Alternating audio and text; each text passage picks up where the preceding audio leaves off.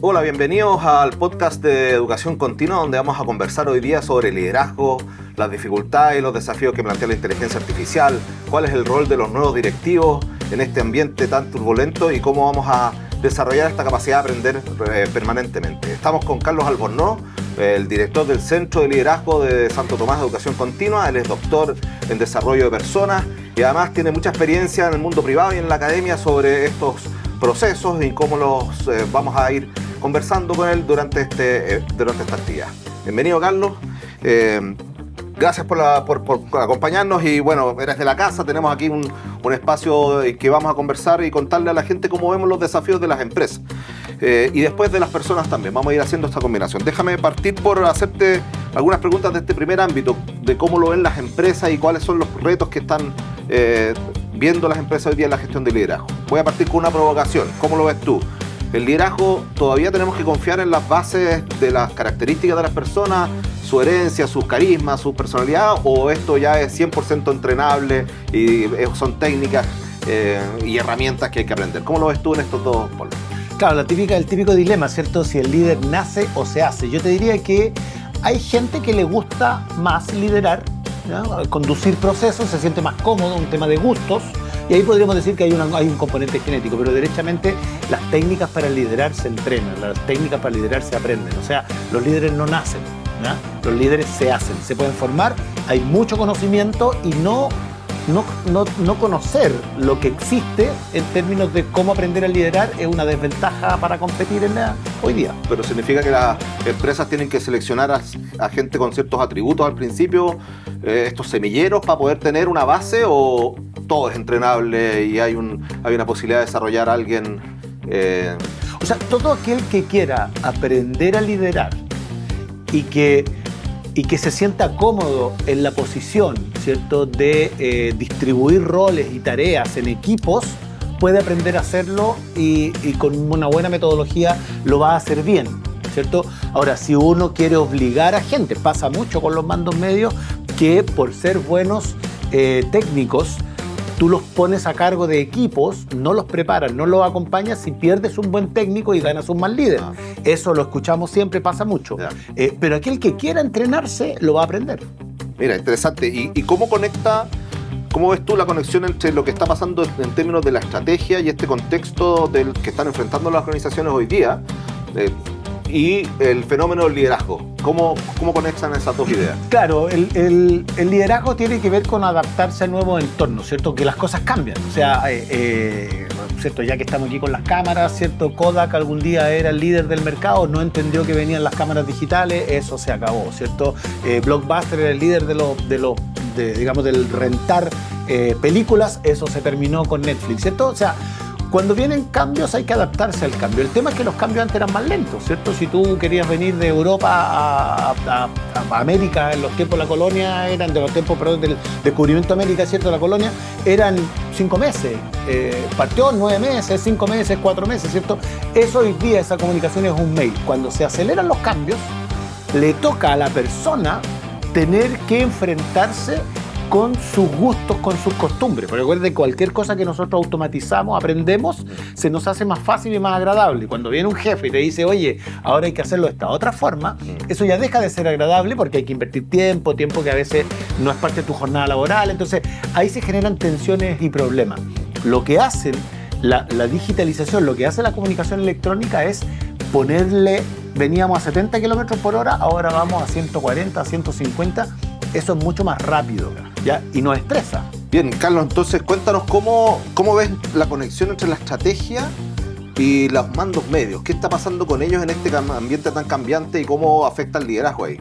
Claro, esto que la gente habla de la estrategia, ¿cierto? Y a veces es como enredado o difícil hablar de estrategia. Bueno, tiene que ver con cómo tú vas a aprovechar tu ventaja que puedas tener frente a otras personas que hacen lo mismo que tú o le hablan al mismo público, ¿cierto? ¿Cómo las vas a aprovechar cuando vienen cambios?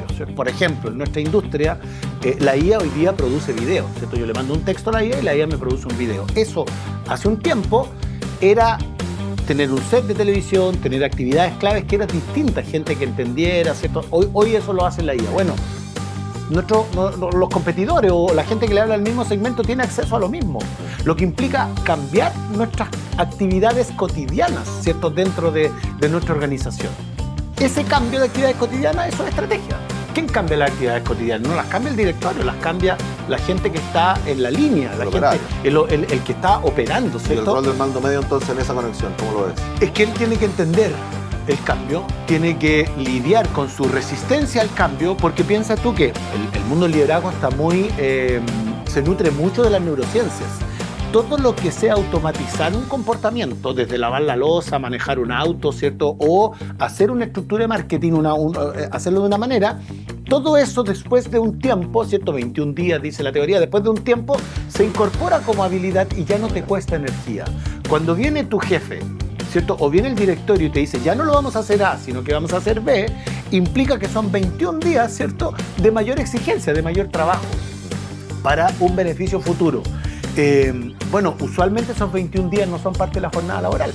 Usualmente esos 21 días es trabajo extra que tengo que hacer y que tiene que entender el directorio, tiene que entender el gerente, tiene que entender el jefe, que eso se tiene que incorporar. Entonces, los procesos de cambio se tienen que comprender y se tienen que acompañar y se tienen que desarrollar los recursos cognitivos para poder adaptarme a ese cambio. Eso se hace poco hoy día. Eso se hace poco.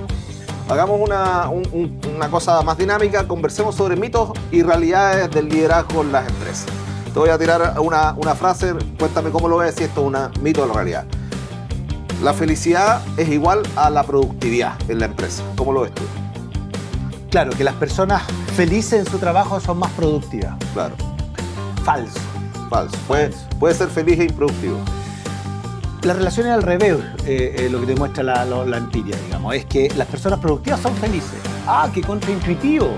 Si el que es feliz en su trabajo va a ser productivo. No, y eso, sobre todo para economías que han venido de desarrollo, economías emergentes que se alimentan poco de la técnica o de la evidencia científica en esto, se puede confundir. Lo que pone feliz a la gente es tener logros, ¿cierto? De hecho, tenemos tan pocos logros que nos vamos a la dopamina fácil, ¿cierto? O sea, no, tenemos un día muy malo, y nos pegamos al final en Instagram, en TikTok, y nos tomamos una copita de vino, ¿cierto? Que es dopamina fácil.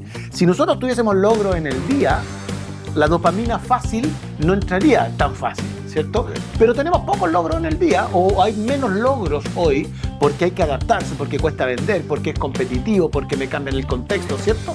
Entonces, si tengo gente que es productiva, gente que logra sus metas, que esforzándose poco, y por eso que la resistencia al cambio existe, porque todo el mundo quiere, con poco esfuerzo, obtener grandes logros, ¿cierto? Claro. Y eso hoy día se da menos. Entonces, mientras tú no obtengas logros, ¿cierto?, no tienes felicidad, y la gente feliz no necesariamente te garantiza, ¿cierto?, que va a estar teniendo. Entonces, tú puedes disociarte muy fácilmente. ¿Y qué nos hace hacer esfuerzos por lograr mayores niveles de felicidad en las empresas entonces hoy día? Si esta correlación viene desde la productividad primero y después felices, ¿cómo ves los esfuerzos que están haciendo muchas empresas por instalar gerencias de felicidad, hacer procesos de acompañamiento a sus colaboradores, a sus líderes también? Es una conversación por el propósito, ¿ya? Y es una conversación por el cambio que estamos viviendo. No me voy a alargar, pero la gentrificación, o sea, el que la gente se haya venido del campo a la ciudad, digamos, el 2017 es el pic, que en el mundo empieza a haber más gente en las ciudades que en el campo. Eso es un cambio súper profundo en nuestra manera de ser y hacer las cosas, ¿ya? Si tú vives en el campo, tú ves el amanecer. Si tú vives en la ciudad, tú no ves el amanecer. Si tú vives en el campo, de tu trabajo a tu casa, tú ves verde. Si tú vives en la ciudad, eso no pasa. A nivel, ¿cierto?, de neurociencias, el ver verde, el ver agua, ¿cierto?, el ver el amanecer, te estimula, te baja el cortisol, te estimula ciertas hormonas que te hacen más feliz. Entonces, la felicidad cuesta mucho más viviendo en la ciudad, ¿cierto? Pero eso no es reversible, va a vivir cada vez más gente. Se te pierde el propósito. No hay propósito. El propósito es solo trabajar, comprar, consumir, dopamina fácil, dopamina de corto plazo. ¿Cuánto te dura la felicidad de un iPhone? Un mes, de una zapatilla nueva, 2 semanas, ¿cierto? Entonces, el tema con el propósito, ¿cierto? ¿Cuál es la misión de mi organización? Pero una misión entendida de a quién le hago bien, cuál es el beneficio, cómo eso conecta con quién soy. Eso choca con cambios sociales, ¿cierto? Que te necesitan también aprender a lo ancho de la vida, ¿cierto? Aprender de cómo yo me voy adaptando a una pareja, a una mascota, a un divorcio de un hermano, a un divorcio de mis padres, a una crisis financiera, al estar en DICOM, ¿cierto? ¿Cómo me voy adaptando yo a nuevas cosas mientras el trabajo me estresa y mientras mis jefes no saben verme como persona, solo me ven como un KPI, ¿cierto? No me ven. Entonces se genera un estrés que es disfuncional al desempeño. Es disfuncional porque una persona estresada que no sabe gestionar su estrés no se detiene a pensar qué puede hacer distinto. Otro mito o realidad. ¿Qué opinas de esta frase que también es un cliché en el sector? Nuestra empresa, su principal capital son las personas. Si entendieran y entendiéramos, digamos, lo que esa frase significa, claro que es así, pero lo digital nos deshumaniza, ¿cierto? Lo que hace, digamos, lo digital deshumaniza varios componentes. Primero, mi neurociencia, ¿cierto? El verte a ti a la cara, el ver tu cuerpo, ¿cierto? Me conecta y me entrega información respecto a lo que está pasando acá. Eso no ocurre en lo digital, no ocurre en el audio, no ocurre en lo asincrónico, ¿cierto? Sí. Entonces, claro, las personas son lo más importante, pero todo es por Teams, no nos vemos las caras, no nos juntamos, no vemos la rentabilidad de enterarme qué te está pasando en lo personal, porque no entiendo cómo conecta la motivación personal de esa persona con su propósito, con sus ganas de venir. La gente no viene a trabajar, la gente viene a vivir. Entonces, cuando disocia demasiado su propósito personal con sus tareas cotidianas, empiezo a habitar una vida que no me gusta. Y ahí hay problemas para todos lados. Y un tercer mito o realidad que tú ya algo has nombrado, no podemos escaparnos de esta conversación. Mito o realidad, la IA va a transformar el trabajo y va a reemplazar a muchos trabajadores. Es verdad. ¿Ya? ¿A quién va a reemplazar la IA? Va a reemplazar a todos aquellos que no aprendan a usarla para trabajar menos y producir más. Okay. ¿Ya? Porque lo que acaba de ocurrir, ¿cierto? Con ese paper de Google, que también es del año 2017, ¿cierto? De Transformer, lo que acaba de ocurrir es que se inventó un traductor entre la máquina y la persona. Y con ese traductor, que de hecho se inventó tratando de generar un traductor, ¿cierto? O sea, antes de este paper de Google, tú tratabas de traducir cosas en Google y era súper tarzanesco y podía traducir una frase, porque no tenía contexto, ¿cierto? El traductor, ese paper, lo que hace es ocupar vectores, ¿cierto? Para darle contexto y sentido. Y con eso se inventó. Hay un traductor hoy día que en vez de traducir inglés, ¿cierto? al chino, lo que hace es traducir lenguaje natural a lenguaje de máquinas, a JSON, ¿cierto? Y devolverlo. Y devolverlo. Y eso que hace, le abre, es un océano azul de que le abre un campo a mucha gente de meterse a las ciencias de la informática. Cualquiera puede crear una aplicación. ¿Qué es lo que va a hacer eso? Va a hacer que el costo de ocupar la informática para hacer tu trabajo es cercano a cero, ¿ya? Y el que no sepa ocupar la informática en su trabajo no se va a poder insertar en el mercado laboral. ¿Qué recomendación le darías a la gente de recursos humanos, de gestión de personas de las empresas en este contexto de estas 2 o 3 ideas que hemos conversado hasta ahora? ¿Cuáles son hoy día los desafíos de las gerencias de personas en general? Este es un desafío de hace mucho rato en el campo, ¿cierto? Que es que entiendan el negocio, que entiendan los procesos de negocio, ¿cierto? O sea, alguien de la gerencia de personas que no entienda cuáles son las actividades clave, entendido como rutinas cotidianas, ¿ya? No como algo abstracto, la estrategia, no. La actividad clave es una rutina cotidiana, es, oye, tú me traís la base de datos, la segmentamos, llamamos por teléfono.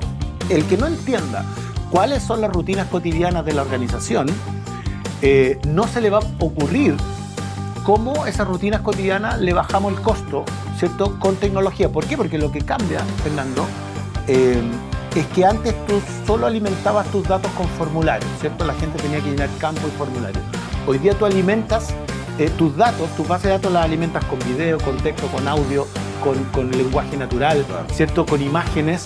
Entonces, tú puedes tener toda la información y el tema es qué hago con esa información. Siempre para eso tú tienes que entender cómo se vinculan tus actividades claves, tus rutinas cotidianas con el valor de la gente, por lo que te compran. Si las gerencias de personas no entienden eso, no van a entender qué es lo que tenemos que reemplazar y no van a poder ayudar a los trabajadores a decirle, oye, viejo, esto ahí se puede hacer más rápido y más para mejor manera. Veamos un poquito ahora las ventajas y las oportunidades que desde Santo Tomás tenemos para colaborar con las empresas en este ámbito. ¿Cómo ves tú la oferta de valor que el centro que tú diriges, el Centro de Liderazgo, está generando para empresas y organizaciones en el ámbito del liderazgo, la transformación, la adaptación a las nuevas tecnologías, en estos temas que hemos ido conversando? Claro, nosotros se me ocurren dos, así con lo que tú me dices. Una tiene que ver con cuánto nosotros conocemos a los jóvenes que atendemos, ¿cierto? Que en general son clase trabajadora, son gente cuyos padres con esfuerzo le han permitido a su hijo educarse, que es el 90% de este país. ¿Ya? Nosotros somos una de las universidades más grandes, las casas de universidad IPSFT, digamos, de las corporaciones de educación más grandes, y estamos en contacto con eso que está ocurriendo, ¿ya? Y aquí hay desafíos súper importantes, ¿eh? O sea, se ha dicho, o sea, si la IA puede volver a alguien tan irrelevante, ¿cierto?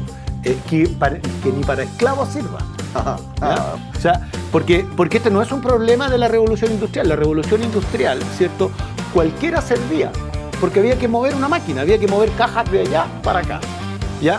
Con robot y con inteligencia artificial es que ya no necesitas a alguien que mueva cajas. Necesita a alguien que entienda por qué esa caja se mueve y que se haga una pregunta de cómo puedo mover esa caja de mejor manera. Si yo estoy conectado a TikTok y estoy conectado a Fortnite, ¿cierto? Desde los 12 años y no me bajo de eso hasta los 35, no se me ocurren esas preguntas. ¿Y el centro qué está haciendo para ese proceso? Estamos entendiendo, ¿cierto?, cuáles son los desafíos de formar fuerzas laborales creativas, ¿cierto?, de entender, ¿cierto?, dónde se forma nuestra fuerza laboral, de tal manera de poder dar la oportunidad a que estos mandos medios, cuando suman roles que van a ser claves, ¿cierto?, lo hagan de buena manera porque entendemos eso. Eso es una cosa. Y lo segundo es que las preguntas tienen que ser situadas en el territorio. A ti no te sirve una pregunta de Santiago para resolver un problema, ¿cierto?, de cómo plantar tomates en Limache, de cómo cultivar abeja, no sé, de cultivar miel en Talca, de cómo manejar una grúa horquilla en Antofagasta. Las preguntas son situadas al contexto. Okay. Y para eso hay que conocer el territorio. Y Santo Tomás es una red nacional. ¿Tienes un caso relevante, algún proyecto o programa que hayan realizado últimamente que nos puedas contar que refleje el espíritu o la lógica de los proyectos que estamos haciendo desde el Centro de Liderazgo? Te puedo contar lo que hemos venido haciendo en el área salud. Santo Tomás es muy fuerte, ¿cierto?, en el área salud, el sector salud, que está viviendo también un estrés muy grande, ¿cierto? Se está envejeciendo la población y a medida que la población se envejece aparecen enfermedades que son muy difíciles de combatir. Bueno, la diabetes, todos sabemos, la hipertensión, son cosas que no se logran bajar las tasas, ¿cierto? Entonces nosotros estamos trabajando mucho con el sector salud y ahí hemos combinado, ¿cierto?, inteligencia artificial, ¿cierto?, para poder personalizar programas y hemos combinado metodologías para poder construir casos junto con nuestros alumnos, que son algunos vienen del mundo del APS, ¿cierto?, otros son administrativos del sistema de salud, también hay directores de hospital, médicos. Hemos construido casos que son interdisciplinarios, que son muy situados en realidades, muchas realidades rurales, ¿cierto?, realidades en el extremo sur de Chile, que los problemas de traslado, ¿cierto?, en las islas del archipiélago de Chiloé son muy distintos a los problemas que puede tener Cerro Navia, que puede tener Los Espejos, y desarrollamos programas adaptados, ¿cierto?, personalizados con conocimiento situado y relevante desde la interdisciplina y el trabajo en equipo. Entonces, es una conversación que nos cambia el paradigma a algo estático, ¿cierto?, no situado, muy general, que era el paradigma anterior, donde el conocimiento era escaso y tú para tener un libro de un profe del MIT tenías que pagarlo, pedirlo, claro, no sé qué. Hoy día eso no ocurre así. Eso se lo preguntas a la IA o lo ves en YouTube. Entonces, el conocimiento es un commodity. Lo que no es commodity es cómo ese conocimiento se pone en un equipo que se hace preguntas para resolver un problema que está situado en el territorio. Y eso nosotros lo hacemos muy bien. Ah, mira, interesante. Y algo nombraste antes del rol de la red nacional. la red transformadora de Chile que Santo Tomás se ha propuesto instalar. ¿Cómo se traduce en los programas? Y quizás hablemos también de los programas más dedicados a diplomados, a personas directamente que estén interesadas en abordar o en desarrollar estas habilidades de liderazgo, trabajo en equipo, comunicaciones. O sea, lo que nosotros como Santo Tomás ofrecemos son experiencia comparada en distintos lugares de Chile, ¿cierto? Ofrecemos redes y apertura al mercado laboral en distintos lugares de Chile. O sea, nosotros como centro tenemos un centro minero, el centro de liderazgo conversa con el centro minero. Entonces, intercambiamos información, somos un hub, ¿cierto?, de información en distintos lugares de Chile. Y conectamos muy bien con el territorio, porque nuestros alumnos son de todo Chile, nuestros alumnos están en las 22 sedes que tiene la universidad, y en ese sentido somos muy capilares, ¿cierto? Tenemos una capilaridad de lo que está pasando en el país, y eso puesto en el desafío de Chile de transformar su estructura productiva, de inventar nuevos negocios, de agregarle creatividad, ¿cierto?, a sus exportaciones, que no todo sea cobre, eso cobra mucho sentido hoy día. Y lo más interesante es que hoy día, bueno, la universidad y las corporaciones de educación están incorporando muchos doctores que te permiten también mantener una conversación con centros de investigación y eso más de frontera, para llevarlo de frontera situada, porque usualmente, ¿cierto?, esto era muy centralista, muy en Santiago, que resuelve buenos problemas para la industria financiera que puede tener Santiago, ¿cierto?, que es más de administración, pero llegaba poco a preguntas relevantes para la agroindustria, ¿cierto?, para la minería, para la pesca, que articule, por ejemplo, lo que hace el centro, que son habilidades transversales, con conocimiento situado, ¿cierto?, con conocimiento de frontera. Entonces, ahí están pasando cosas muy interesantes con la Santo Tomás de hoy día. Carlos, te invito ahora a hacer una dinámica y una simulación. Vamos a suponer que yo soy el gerente de gestión de personas de una empresa nacional que tiene cobertura en todo el país y que tiene desafíos justamente para bajar la estrategia hacia sus proveedores en particular. Tú sabes que hoy día las organizaciones tenemos un rol que obviamente tiene que trascender hacia nuestros proveedores en una gestión además sustentable. Como gerente de recursos humanos quiero hacerte entrevistas, preguntas y preguntarte cómo Santo Tomás nos puede ayudar como institución a bajar esa estrategia hasta los proveedores en un modelo de gestión estratégica de esta área. Claro, y bueno, lo primero es que usualmente ese problema está más o en sostenibilidad, ¿cierto?, que en recursos humanos. Es un problema No, lo primero que debería llamar a la mesa al gerente de sostenibilidad también. No, lo más probable es que me llame el gerente de sostenibilidad. Nosotros tenemos un programa así con Cencosud que funciona muy bien, que es una conversación con la gerencia de sostenibilidad, quien se preocupa, ¿cierto?, por el impacto de la empresa o de la industria en el territorio. Entonces, una de las maneras, ¿cierto?, este concepto de valor compartido que está nuevo, ¿cierto?, una de las maneras de compartir valor es desarrollar las cadenas productivas de los territorios, algo que le preocupa mucho a los alcaldes, que le preocupa mucho a los gobiernos regionales. Genera empleo local, además. Genera empleo local, ¿cierto?, articular eso. Y en eso, efectivamente, Santo Tomás tiene una tradición y tiene una expertise de hacer programas grandes. O sea, nosotros ejecutamos 200 programas por mes, en algunos meses que hay peak. Entonces, Santo Tomás tiene esta cobertura y lo puede hacer. ¿A cuántas personas en paralelo calculas que es razonable hacer esto? Supongamos que nuestra institución tiene miles de colaboradores, por supuesto.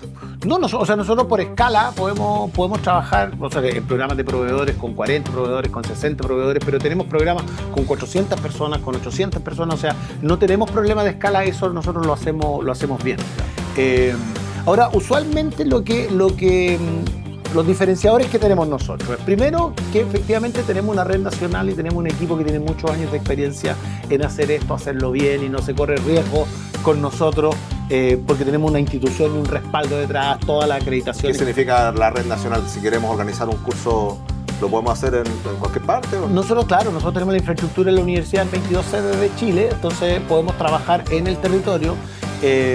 Y tenemos equipo, digamos, o sea, tenemos un equipo de diseño instruccional, tenemos un equipo de logística, de producción, digamos, de la capacitación, que te da un estándar de corporación, un estándar corporativo. Entonces puedes ir con toda la confianza. Ahora, en el centro de liderazgo tenemos ciertas especificidades, digamos. Una es que nosotros hacemos una venta muy consultiva, digamos. Tú me llamas, conversamos, nos mandas un correo, conversamos con algunos ejecutivos y yo mismo converso contigo y más o menos hacemos un diagnóstico de dónde estamos, qué podemos hacer. Lo segundo que hacemos es que el diploma para nosotros es un instrumento de diagnóstico, de profundizar ese diagnóstico y de intervenir también. en articulación obviamente con el área que trabaja con nosotros. ¿Pero el diplomado ya está diseñado y tú me lo traes armado o lo podemos...? No. El diploma lo diseñamos en conjunto. Efectivamente eso te cambia, digamos, el costo del diseño, pero en general en esta área es muy customizado, ¿no? O sea, uno puede tener cursos y diplomas que aportan a tu estrategia, ¿cierto? De tus necesidades de capacitación del año, de tus desafíos, de cómo la gerencia de recursos humanos, la división de capacitación va a aportar a la estrategia, ¿cierto? También articulado con sostenibilidad por toda la estructura que voy a hablar inmediatamente, pero nosotros customizamos eso. Pero lo interesante de esto es que el diploma es una herramienta de poder escuchar a tus trabajadores, ¿ya? Porque nosotros trabajamos con IA, este centro es nativo en IA. Nosotros, todo lo que es el feedback, ¿cierto? Tenemos un equipo de relatores que están comenzando, digamos, que están dirigidos por relatores senior, pero un equipo de relatores junior que dan feedback a los trabajadores, que escuchan a los trabajadores, y nosotros con IA te preparamos informes en línea. Entonces, yo te doy un mapa, un diagnóstico de la conversación, de lo que está ocurriendo, porque como yo te conectaba al principio, la crisis que tenemos en la organización o la problemática que tenemos en la organización es que el mando medio se siente invisibilizado. No tiene un lugar para conversar. Los jefes están muy ocupados, tienen que llevar muchos platillos al mismo tiempo y no hay tiempo de poder enterarme de qué le está pasando a mi equipo. El diploma cumple ese rol. ¿Y cómo sería un mes típico de un alumno en ese diploma? ¿Cómo pasa en la práctica? ¿El alumno tiene que ir a clases presenciales o sincrónicas? Usualmente nuestra carga presencial es muy baja, ¿ya? Para no sacar a los trabajadores de la línea, poder tener clases en el celular, ¿cierto? O sea, muy baja, 2 horas a la semana, ¿ya? Con algún formato de tutoría personalizada, ¿cierto? Para poder ver si terminó sus tareas, cómo va su desafío, cómo va su proyecto, articularlo con sus compañeros que estén haciendo algo, pero una carga de, estamos hablando, 2 clases al mes, digamos, 2 clases al mes. ¿Y entre medio tiene que hacer algo más el alumno? Y entre medio él va trabajando, ya sea del WhatsApp o de la plataforma, va trabajando, digamos, y va interactuando en su proyecto con este feedback personalizado, que a nosotros nos llega, lo revisan nuestros tutores y lo devuelven, pero en un programa muy personalizado. O sea, el alumno va a recibir un feedback personal con sus problemas o proyectos o desafíos. Así es. El trabajador, el participante, habla de lo que le está ocurriendo, ¿cierto? Como persona en lo laboral, pero que tiene esta unión, ¿cierto? Lo personal en lo laboral, habla y recibe feedback a esa historia. Y esa historia se va montando sobre un diploma. ¿Cuánto dura esto aproximadamente? 4 meses, proceso de 4 meses, entre 3 y 6 meses, pero digamos un proceso de 4 meses que tiene, ¿cierto?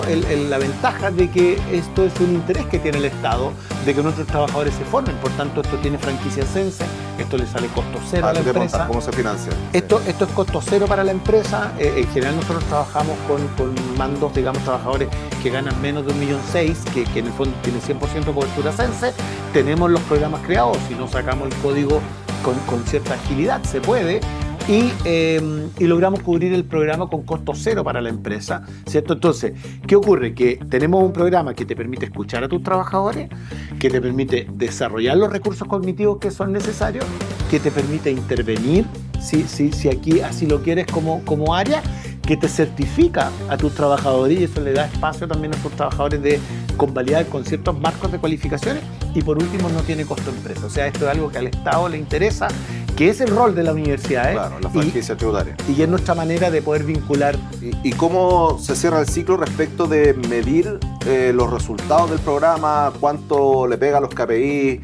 ¿Cómo se evalúa eso? Algunos hablan de evaluación de impacto, que sabemos que es más compleja, pero ¿cómo Santo Tomás está pudiendo entregar un resultado más allá de la formación evidenciable para las líneas gerenciales? Bueno, lo que conocen todos los colegas que están en el área es que se usa el modelo Kirkpatrick, ¿cierto? De los cinco niveles, con un retorno de la inversión en capacitación. Ahora, la clave nuestra está en los planes personales de aprendizaje, ¿ya? Esa es la clave. Y lo que nosotros hacemos distinto al resto es que sabemos que un adulto no adhiere a un programa de formación si no es acompañado por otro adulto, ¿ya? Efectivamente, si uno tiene motivación personal, puede aprender algunas cosas online y eso funciona mucho, pero en esta área, ¿cierto? Tú requieres cierto acompañamiento. Entonces, en la medida en que tú acompañas y en la medida en que personalizas un plan personal de trabajo y que el participante ve el valor que tiene eso en su futuro desarrollo de carrera, su manera de hacer las cosas, su forma de meterse a la frontera con la inteligencia artificial, con la digitalización, empieza a tener valor. Entonces, nosotros lo que medimos es la práctica es como ese hacer se vuelve a instalar en la empresa. O sea, ese hacer que se hacía de una manera, después de nuestro acompañamiento se hace de otra, y eso lo vamos viendo porque el estudiante va reportando, y usualmente articulamos también con los supervisores y con la gerencia de recursos humanos para que ellos también reporten cómo esa práctica paulatinamente se va instalando. Esto te conecta con lo primero que hablábamos, ¿cierto? Que es que lo que cuesta es adoptar el hábito hasta que el hábito se hace automático.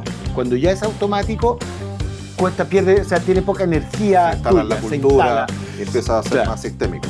Es el proceso que nosotros acompañamos, eso es lo que medimos, eso es lo que miramos, y eso es lo que la IA hoy día permite hacer a un costo distinto. O sea, la IA nos cambia el juego de los diagnósticos en línea. O sea, ya no es que tú contratas ciertos psicólogos, sociólogos que te hacen 20 entrevistas, las codifican, las transcriben y 8 meses después vienen con el diagnóstico. No, eso hoy día cambió, eso es muy en línea. La gente, a través de sus tareas y de sus conversaciones con la IA y con sus tutores, dice lo que le está pasando, y cuando te hablan en distintas áreas lo que le está pasando, tú ya te haces una imagen de lo que está ocurriendo, lo validas con las gerencias y te dicen, no, es cierto, eso está pasando, eso tiene que ver, porque te salen los temas y la IA te avisa. La IA está entrenada para avisarte qué temas están saliendo, y tú puedes tener una imagen. Tenemos feedback a la gerencia más en línea de lo que está pasando. En línea. Ellos se pueden ir enterando a medida que uno avanza en los programas, la gerencia va teniendo su feedback de lo que ocurre. Y como yo soy experto en el área y tenemos un equipo de expertos, conversamos juntos. Oye, ¿qué te parece esta estrategia? ¿Qué te parece esta otra? Búscame qué hay en el mundo que ha funcionado. Y nosotros, como trabajamos con académicos, tenemos centros de investigación, lo hacemos, te empaquetamos, te traemos. Y pues entonces situamos el contexto, ¿cierto?, en el negocio, en el tiempo y en la persona. Porque ese triángulo es lo que... ahí está el valor al final.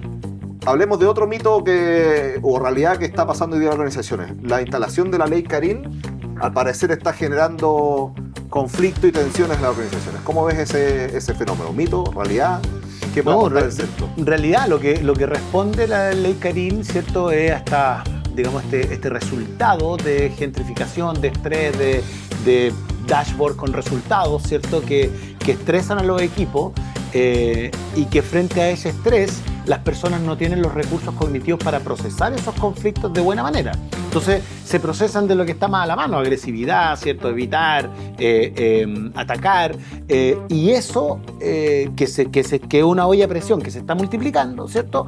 Si tú tienes ejecutivos, profesionales, jefaturas, mandos medios que no tienen recursos cognitivos para procesar esos conflictos, lo van a hacer desde el paradigma menos funcional, ¿cierto? Lo van a hacer desde el machismo, desde la violencia, desde el abuso, ¿ya? ¿Y qué ocurrió? Que como esto es un fenómeno que se instaló, esto se institucionalizó. Entonces ya no es legal reaccionar, ya no es legal retar, desquitarse, ¿cierto? Hoy día tenemos que dejarlo en un plano profesional, en un plano funcional. ¿Y eso qué implica?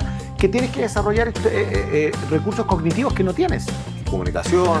Claro, que es que aprender a gestionar tu estrés, monitoreo, saber cuando estás estresado a punto el autoliderazgo. El autoliderazgo, o sea, saber cuando estás a punto de quemarte. Antes de explotar con... Claro. Entonces necesitas estrategias para poder canalizar, para poder descomprimir, ¿cierto? Y son cosas muy fáciles muchas veces, ¿cierto? Pero que están fuera del radar de las competencias que tienen que aprender los ejecutivos. Lo que pasa es que hay que entender que esto es nuevo, es porque habemos 7 millones de habitantes en Santiago, ¿cierto? Se concentra 1 millón de habitantes en Valparaíso, Viña, viene el tráfico, viene el smog, viene el estrés, entonces los metros cuadrados para vivir son cada vez más chicos, ¿cierto? Vivimos en departamentos más pequeños, entonces poco verde, poco... puestas de sol, entonces hay mucho estrés, y si no tengo los recursos cognitivos con dashboard que le permiten a las autoridades saber cada vez que alguien no hizo lo que tenía que hacer, eso es comprimir hasta que explotan. Tenemos... Si no es recursos cognitivos, esos son demanda y juicio legal. Probablemente tenemos mucho dashboard en línea sobre los KPIs clásicos duros de la organización, pero muy poco sobre la gestión emocional de la organización. ¿Qué está pasando? ¿Quién se está quemando y quién no se está quemando? Porque, claro, puede que tú en tu organización esté más o menos bien, pero bueno, resulta que la mamá se cayó, se golpeó la cadera, tiene que llevarla a trabajar al hospital para llevar la doble presencia, ¿cierto? O el hijo lo expulsaron del colegio y tienes un problema. problemas, y tu pareja que estamos divorciados. Entonces, O sea, esta idea de que los problemas personales se dejan en casa, ¿vale? no vale porque hoy día con el WhatsApp no se pueden dejar los problemas en casa. O sea, antes podía sin WhatsApp.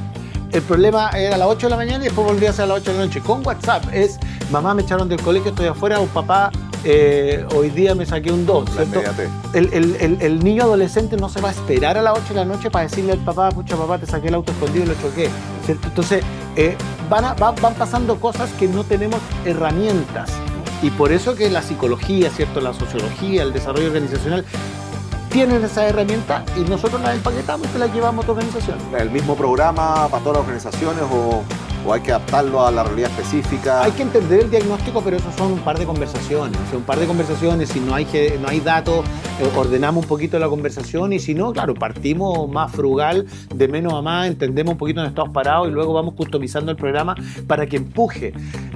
Claro, yo aquí quiero aprovechar de decir que nosotros no ofrecemos liderazgo, nosotros ofrecemos ayudarte a cumplir tus resultados, tus metas, ¿ya? Y nosotros queremos ser tu partner, ¿cierto? En eso. Entonces, Desde productividad hasta calidad de vida y felicidad en la organización. Es que si no hay calidad de vida y no hay productividad, tú a veces no entiendes por qué la gente no está cumpliendo sus metas, entonces no entiendes cuál es el bloqueo en eso. Entonces yo te ayudo, ¿cierto? Yo te ayudo a sacar tus obstáculos para que la gente cumpla sus metas, que probablemente son equipos friccionados, equipos peleados, gente a punto de quemarse, estresada. Te ayudo a sacar eso con una herramienta que es el liderazgo, el trabajo en equipo, la comunicación efectiva, para que tú logres cumplir tus KPIs, ¿ya? Te optimizo tu capacidad de escuchar a tus equipos.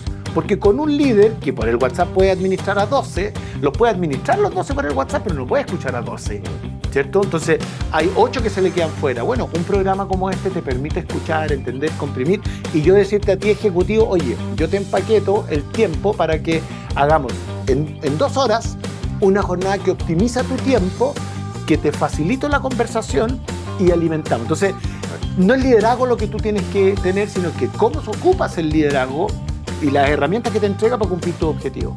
Oye, excelente conversación, Carlos. Esta ha sido una reflexión súper interesante. Te quiero dar unos minutos para que invites a las instituciones y a las personas a conectarse con el centro y qué alternativas pueden encontrar aquí. Te agradezco el espacio. No, les quiero decir que nosotros en el Centro de Liderazgo somos unos apasionados, ¿cierto?, de encontrar el conocimiento que hay en el mundo, de conversar, ¿cierto?, con nuestra red de Santo Tomás en todo Chile para empaquetar ese conocimiento y llevarlo a tu empresa. ¿Para qué? Para que tus trabajadores puedan cumplir sus metas con menos esfuerzo. Y nosotros sabemos que eso implica bienestar laboral, que eso implica logros que a la gente lo ponen felices, los ponen contentos. Entonces, mi llamado es decir que las herramientas para trabajar de manera armónica, para procesar los conflictos que son difíciles, pero que procesándolos nos permiten salir jugando, nos permiten hacer las cosas mejor, las herramientas están, ¿ya? Si ocupamos esas herramientas, vamos a contribuir, y esa es la misión del centro, ¿cierto? Vamos a contribuir a tener organizaciones que con menos esfuerzo producen más y se llevan mejor. Excelente, gracias a todos. Los invitamos para el próximo episodio de nuestro podcast a seguir conectados con Santo Tomás Educación Continua. Infórmate más en educacioncontinua.santotomás.cl.